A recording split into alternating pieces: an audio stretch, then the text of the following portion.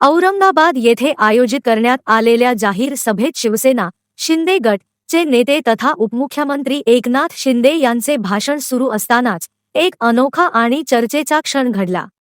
भाषणादरम्यान अचानक एक कटलेली पतंग थेट व्यासपीठासमोर येऊन पडली। त्यामुळे काही क्षणांसाठी सभेत कुतूहलाचे वातावरण निर्माण झाले। ही पतंग पाहताच एकनाथ शिंदे यांनी हसतच उपस्थितांना प्रश्न केला, ही पतंग कोणाची निशाणी आहे का? त्यावर सभेत उपस्थित कार्यकर्त्यांनी एकसुरात उत्तर दिले, जलील यांची। यावर एकनाथ शिंदे यांनी मिश्किल पण टोला लगावणाऱ्या शैलीत प्रतिक्रिया देत म्हटले, कटलेली पतंग म्हणजे काय ते जनतेला कळतंय।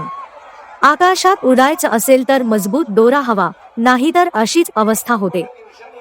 शिंदे यांच्या या वक्तव्यामुळे सभास्थळी हास्यकल्लोळ उसळला।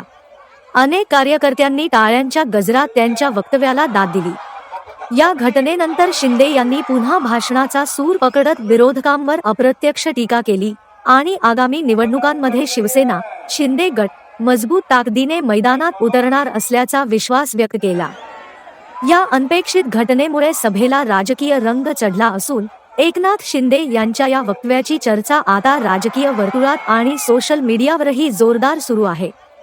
ब्युरो रिपोर्ट जम न्यूज इंडिया।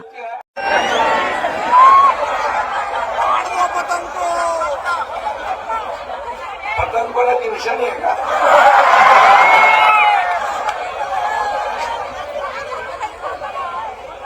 जलीलची है? पतंग कपली